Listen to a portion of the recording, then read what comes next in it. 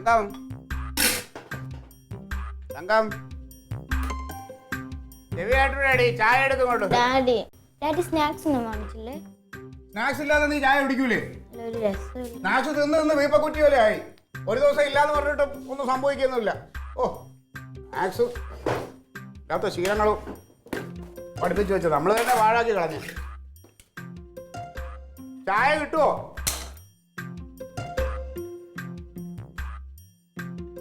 ചായ ഉണ്ടോ? നിങ്ങൾക്ക് ചായ ഇറങ്ങോ? നിനക്ക് എന്താണ്? ഞാൻ ചായ വെച്ച് സൗകര്യം ഉണ്ടെങ്കിൽ കൂടെ കൊണ്ടുവരാം. എനിക്ക് സൗകര്യം ഇല്ല. പിന്നെ ഞാൻ താഴെ മറ്റവരെ വീട്ടിൽ പോയി കുടിക്കാം ചായ. ആ നിങ്ങളിങ്ങനെ ഓരോ സ്ഥലത്തല്ലേ ഓരോ ദിവസം. നിങ്ങൾ ഇന്നലെ എപ്പോഴാ വന്ന് കയറിയത്? ഞാൻ സമയം നോക്കിയില്ല. എങ്ങനെയാ വന്ന് കയറിയത്? ആരോ എന്നെ ബൈക്കിൽ കൊണ്ടുവിട്ടപ്പോ നിനക്കിപ്പോ എന്താണ് രാവിലെ നിന്റെ പ്രശ്നം എന്താണ്? ബൈക്കിൽ കൊണ്ട് വിട്ടതൊക്കെ ഓർമ്മയുണ്ട്. ഇവിടെ കിടന്ന് ഉരുണ്ടിട്ട് ഞാൻ ഇവളും കൂടി എന്ത് പാട് പെട്ടെന്നറിയോ അകത്ത് കയറി കയറ്റി കിടത്താനായിട്ട്. ആ പത്രം ഉണ്ടെങ്കിൽ അവിടെ നിന്ന് വാങ്ങിച്ചോണ്ടാ അന്നേരം അവിടെ നിന്ന്. കൊച്ചിരിക്കുമ്പോ ആവശ്യമില്ലാത്ത കാര്യങ്ങൾ സംസാരിക്കും. ആഹാ, അപ്പൊ ആവശ്യമില്ലാത്ത കാര്യം കൊച്ചിന്റെ മുമ്പിൽ ചെയ്യാം, അത് കുഴപ്പമില്ല. നിങ്ങൾക്ക് എന്താ പ്രശ്നം? ഞാൻ അവിടെ ഉരുണ്ട് വന്നേ എഴഞ്ഞു വന്നെങ്കിൽ നിനക്ക് സൗകര്യം ഉണ്ട് എന്നെ എടുത്ത് അകത്ത് കിടത്താം, അല്ലേ എന്നെ അവിടെ കളയും.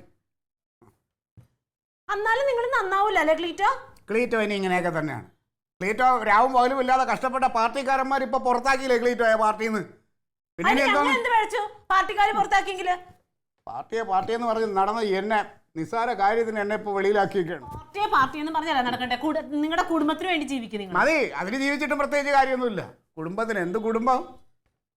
അപ്പൊ ക്ലീറ്റോ കൂടി നിർത്താൻ തീരുമാനിച്ചിട്ടില്ല? ഞാൻ ഇങ്ങനെയൊക്കെ ഇനി പോവുള്ളൂ. നാളെ ഇനി ഞാൻ പാർട്ടി ഓഫീസിന് മുമ്പിൽ എനിക്കറിയാം ഞാൻ എന്താ ചെയ്യണമെന്നുള്ളത്. ആദ്യം പ്രസിഡന്റ് വീട്ടില്.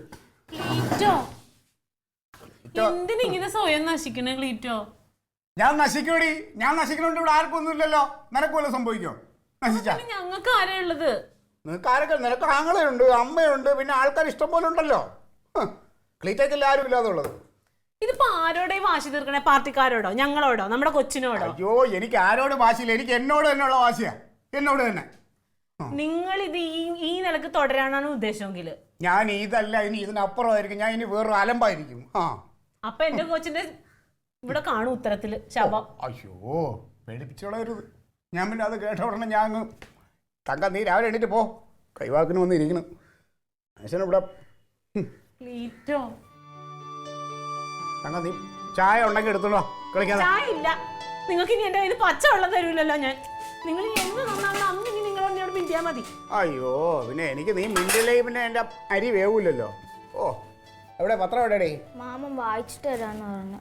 അവൻ വായിച്ചപ്പോ നാട് നന്നായി കളയും. തക്കളി എന്തോ ഇവിടെ വന്നേടി. അവിടെ റെഡി.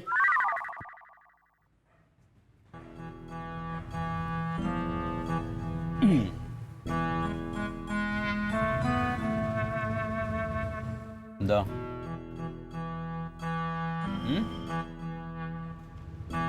നീ അത് എടുത്ത് വെച്ചേ. എടുത്ത് വെക്കാൻ എന്താ കാര്യം എന്ന് പറ. അല്ല നിന്നോട് ചോദിച്ചാ എന്താന്ന്? നീ ഇത്ര അടുത്ത് കിടന്നിട്ട് എന്താടാ ഞങ്ങളുടെ ഒന്നും അന്വേഷിക്കാത്തത്? ഞാൻ എന്താ നിങ്ങളുടെ കാര്യം അന്വേഷിക്കാൻ നീ ബാക്കി അത് പറ. ഇന്നലെ 10 മണിയായിട്ടും ക്ലീറ്റോ വന്നിട്ടില്ല എന്നുള്ളത് നിനക്കറിയാലോ. ഈ നേരം വരെയായിട്ട് നീ ഒന്ന് ചോദിച്ചോ അവൻ എപ്പോഴാ വന്നത്, എങ്ങനെയാ വന്നതെന്ന്? നീ എങ്ങനെയാ ക്ലീറ്റോ എങ്ങനെയാ വന്നതെന്ന് നീ കണ്ടോ? എങ്ങനെയാന്ന്? കള്ള് കുടിച്ച് വെളിവില്ലാണ്ട് 4 കാലില് ആരോ കൊണ്ടുവന്ന് അവിടെ കൊണ്ടുവന്ന് ഇറക്കിയിട്ട് ഞാനും ആ കൊച്ചും കൂടി എന്ത് പാടുപെട്ടെന്നറിയാം അതിനൊന്ന് അകത്താക്കാൻ വേണ്ടിയിട്ട്. ബോധം എന്ന് പറയണതില്ല. ഒരു കുടം വെള്ളം തലയിലോട്ട് കമത്തി ആരറിയാൻ? നനഞ്ഞ് ചീഞ്ഞ് അങ്ങനെ തന്നെ കിടക്കണം. എനിക്ക് ചെയ്യാവുന്നതിനൊരു പരിധിയില്ലേ? ഒക്കെ നിന്റെ കുഴപ്പമാടി. നീ എല്ലാത്തിനും വളം വെച്ച് കൊടുത്തിട്ടാണ്, അല്ലാതെ ഒന്നുമല്ല. അവൻ കുടിച്ചാലും നിനക്ക് കുഴപ്പമില്ല, കുടിച്ചില്ലെങ്കിലും കുഴപ്പമില്ല, പണിക്ക് പോയാലും കുഴപ്പമില്ല, പോയില്ലെങ്കിലും കുഴപ്പമില്ല. എല്ലാത്തിനും കൂടെ അങ്ങനെ നിന്ന് അവസാനം ഇത് കൈവിട്ട് പോകുന്ന സമയത്ത് പിന്നെ എൻ്റെ അടുത്ത് വന്നിട്ട് ഇത് പരാതി പറയേണ്ട എന്താ കാര്യം? കുടുംബത്തിൽ സമാധാനം ഉണ്ടാവട്ടെ എന്ന് വിചാരിച്ചല്ലേ ഞാനൊന്നും പറയാത്തത്. അതുകൊണ്ട് കാര്യമില്ല, പറയേണ്ട കാര്യങ്ങൾ കൃത്യമായിട്ട് പറയണം, എന്നിട്ട് സമാധാനം ഉണ്ടാക്കണം കുടുംബത്തിൽ. നിന്റെ വർത്താനം കേട്ടതൊന്നും ഞാൻ ഇന്ന് രാവിലെ കള്ളു കുടിക്കാൻ പൈസയും കൊടുത്ത് പറഞ്ഞു വിടുകയെന്ന്. ഒരാങ്ങളുണ്ടെങ്കിൽ പെങ്ങന്മാർക്ക് വേറെ ഒന്നും അന്വേഷിക്കണ്ട. എനിക്കും തരണം. നിനക്കൊരു സങ്കടം വരാൻ ഞാൻ സമ്മതിക്കോടാ. എന്റെ വിഷമം എന്താ നീ കാണാത്ത? ഇതിലിപ്പോ ഞാൻ എന്ത് വേണമെന്ന് നീ പറയണേ? നിനക്കൊന്ന് ക്ലീറ്റോനോട് സംസാരിക്കാൻ പറ്റുമോ? ഞാൻ ക്ലീറ്റോനോട് സംസാരിച്ചിട്ട് ഒരു കാര്യമില്ല. ഞാൻ പറഞ്ഞത് അവൻ കേൾക്കില്ല. ഞാൻ നല്ല ദൈവം തമ്പുരാൻ വന്ന് പറഞ്ഞാൽ പോലും അവൻ കേൾക്കില്ല. നീ എങ്ങാനും അവൻ കേൾക്കണമെന്നുണ്ടെങ്കിൽ നീ അമ്മാവനെ വിളിച്ചു പറ. അമ്മാവൻ അടുത്ത് നീ കിടക്കുമ്പോ എന്താന്ന് ഇങ്ങനെ പറയണേ? ഇല്ലാന്ന് ഞാൻ പറഞ്ഞ കേൾക്കില്ല. അമ്മാവൻ പറഞ്ഞാലാ പിന്നെ അവൻ കേൾക്കുക. അതുകൊണ്ടാണ് ഞാൻ ഈ പറയണേ. അത് ഇറങ്ങി പുറപ്പെടാൻ പോണ്ട്. ആവോ നീ അമ്മാവനെ വിളിക്കടി.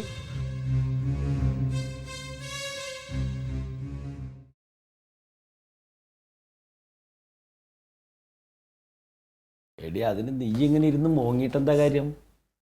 അപ്പം അത്യാവശ്യം മദ്യം കഴിക്കുന്ന ആളാണെന്നും അത്യാവശ്യം ത്രാട്ടും തടുപ്പൊക്കെ അറിയണ ആളാന്ന് അറിഞ്ഞിട്ട് തന്നെയല്ലേ നീ അവൻ്റെ പിന്നാലെ പോയത്? അമ്മാവിനൊക്കെ ഈ മിണ്ടുമ്പോ ഇറങ്ങിപ്പോയ കാര്യം പറയണ എന്താ നീ? അല്ല അത് തന്നെ, കുടുംബക്കാർ ഓരോന്ന് തീരുമാനിച്ച് ചെയ്യാണ്ട് എടുത്തു ചാടി പോകുമ്പോൾ പലർക്കും പലതും അനുഭവിക്കേണ്ടി വരും എന്ന് പറയാ. ഇനിയിപ്പോൾ എന്ത് പറഞ്ഞിട്ട് എന്താ കാര്യം? കുടുംബത്താളായി പോയില്ലേ? ഈ കള്ള് കുടിക്കുക എന്നൊക്കെ പറഞ്ഞത് അത്ര മോശമുള്ള കാര്യമൊന്നുമല്ല. സ്നേഹം ഊട്ടി ഉറപ്പിക്കാനും ചില ബിസിനസ്സുകൾ നിലനിർത്താനും ചില കൂട്ടുകാരും സൗഹൃദമൊക്കെ ഉണ്ടാവാൻ മദ്യമൊക്കെ അത്യാവശ്യമാവാം. പക്ഷെ ഇത് ഏത് നേരം മദ്യം കഴിക്കാന്ന് പറഞ്ഞാൽ പണ്ടത്തെ പോലെ പ്രേമിച്ച് കിടക്കുന്ന പ്രായമല്ല. ഇപ്പോൾ ഭാര്യ ഉണ്ട്, കുട്ടിയുണ്ട് എന്നുള്ള ഉത്തരവാദിത്തമാണ്. ഞാൻ അന്വേഷിച്ചു. അപ്പം മൊത്തത്തിൽ അങ്ങനെയാന്നാ പറഞ്ഞു കേട്ട്. നാട്ടിലിറങ്ങി കിടക്കാൻ പറ്റാണ്ടേ. അപ്പം അത്ര വലിയ തെറ്റൊന്നും ചെയ്തിട്ടില്ല. പാർട്ടി ഒരു അന്വേഷണത്തിന് വേണ്ടിയിട്ട് കുറച്ച് ദിവസത്തിന് മാറ്റി നിർത്തി. അന്വേഷണം കഴിഞ്ഞാൽ തിരിച്ചെടുക്കും.